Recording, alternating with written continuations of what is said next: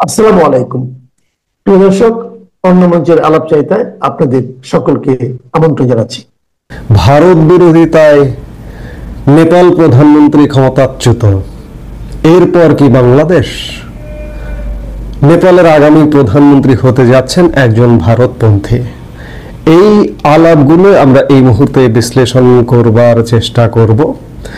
নেপালের সরকারের ক্ষমতাচ্যুতি বা ক্ষমতা হারানোর পেছনে আমরা গত কয়েকদিন যাবৎ মার্কিন ডিপ স্টেট পরিকল্পনার একটি ছায়া দেখতে পাচ্ছি নানাভাবে। বিশেষ করে সর্বশেষ এক বছর আগে বাংলাদেশে যে স্টাইলে সরকার পতন হয়েছিল, জেএনজিকে খেপিয়ে দিয়ে সেনাবাহিনীকে আয়ত্তে নিয়ে, ঠিক একই স্টাইলে 8 তারিখ 9 তারিখ নেপালে আন্দোলন হলো, সহিংসতা হলো এবং সহিংসতার মুখে নেপাল সরকারের পতন ঘটল। এবং সহিংসতার চিত্র যদি দেখেন, বাংলাদেশের যে সহিংসতা ছিল, নেপালের সহিংসতা একই টাইপের, একই রকমের। প্রধানমন্ত্রী বাসভবনে হামলা, রাষ্ট্রপতি ভবনে হামলা, সংসদ ভবনে হামলা, মন্ত্রী পরিষদ সদস্যদের বাসভবনে হামলা। বাংলাদেশে এই ঘটনাগুলো কিন্তু ঘটেছে এবং নেপালে এক বছর পর সেই ঘটনাই ঘটলো। এবং সর্বশেষ যেটি ঘটেছে যে ক্যান্টনমেন্টে সেনানিবাসে আশ্রয় নেওয়া। বাংলাদেশে সহিংসতা পরবর্তী 5 আগস্ট সময়কালে 2024 সালে বাংলাদেশের সরকারের শীর্ষ কর্তা ব্যক্তিরা আশ্রয় নিয়েছিল সেনানিবাসে। ঠিক তেমনি ভাবে নেপালের সরকারের শীর্ষ ব্যক্তিরা, মন্ত্রিপরিষদ সদস্যরাও নেপালে আশ্রয় নিয়েছেন। যেদিন সরকার পতন হলো, মঙ্গলবার 10ই সেপ্টেম্বর নেপালের প্রধানমন্ত্রীকে হেলিকপ্টারে উড়ে যেতে দেখা গেল।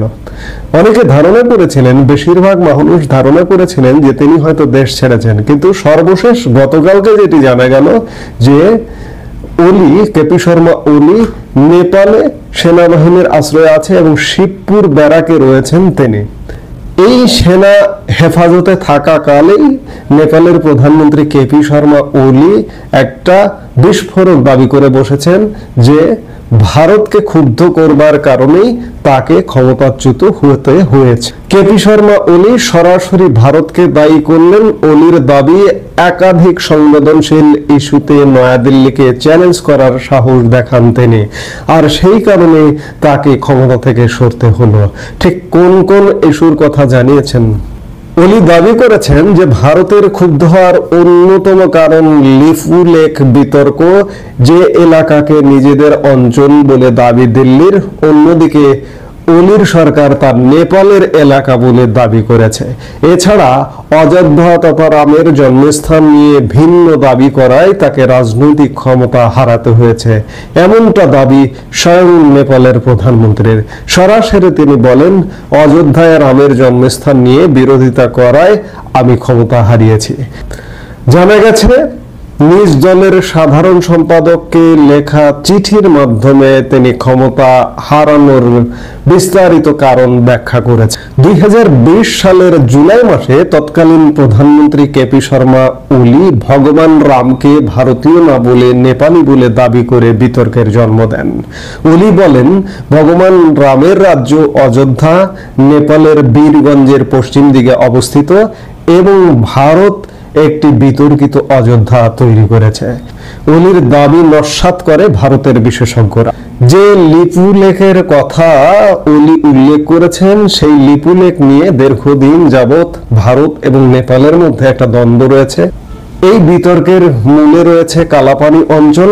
1816 সালের সুগৌলি চুক্তি অনুযায়ী দুই দেশের মধ্যে এই অঞ্চলটির মাধ্যমে সীমান্ত নির্ধারিত হয়েছে।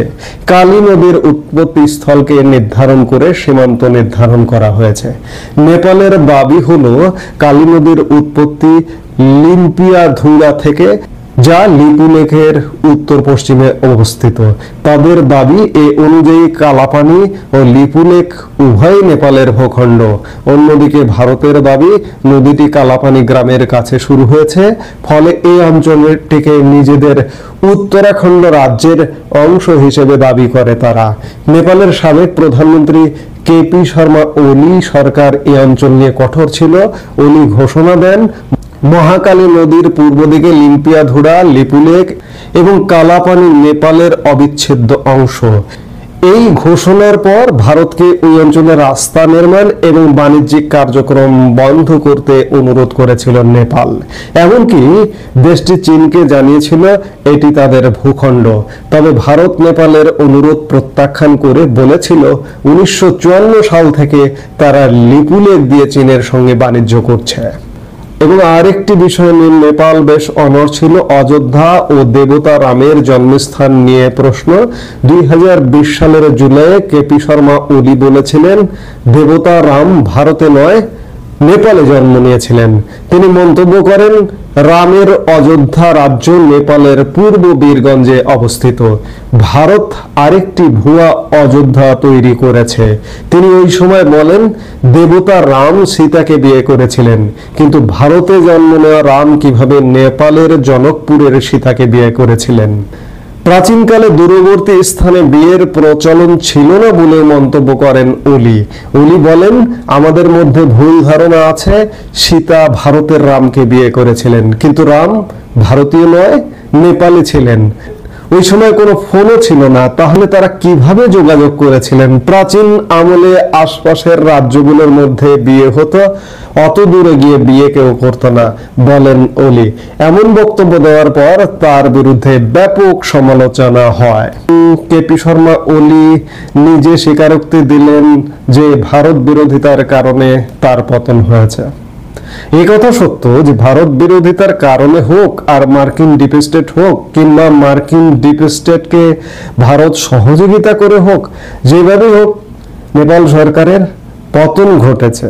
তবে এ কথা মাথায় রাখতে হবে এই অঞ্চলের ভূখণ্ডগুলোকে, যারা ভারতের সাথে সীমান্ত ভাগ করে আমরা বসবাস করি, ভারত বিরোধিতা করে এই অঞ্চলে টিকে থাকা একদম কঠিন।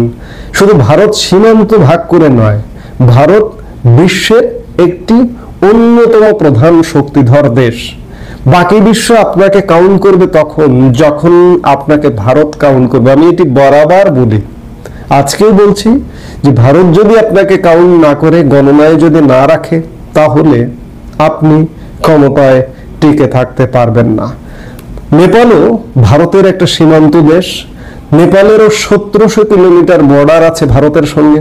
বাংলাদেশের যেমন 4200 কিলোমিটার বর্ডার আছে, ঠিক তেমনি নেপালের একটা দীর্ঘ বর্ডার আছে। এবং নেপাল ভারত লাগোয়া একটি দেশ।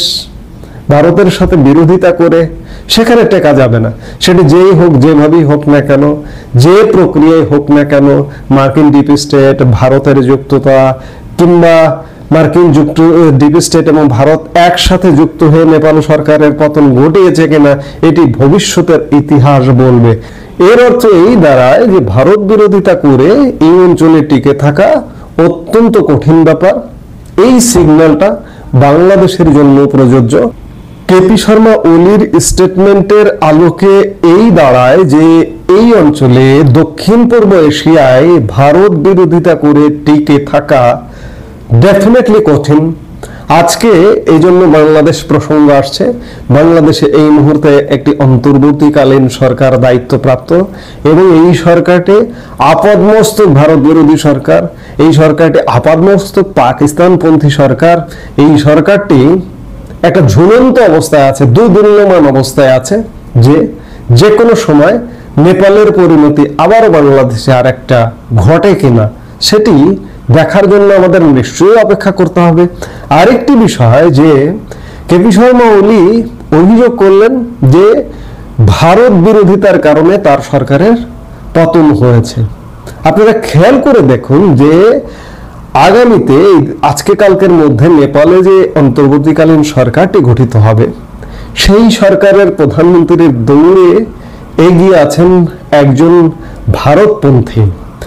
তিনি হচ্ছেন নেপালের সাবেক প্রধান বিচারপতি সুশীলা কার্কি, যার জীবনের একটি বড় অংশ, উল্লেখযোগ্য অংশ, মানুষের মানুষ গঠন, মানুষের জীবন গঠনের উল্লেখযোগ্য সময়টি তার ভারতে কেটেছে।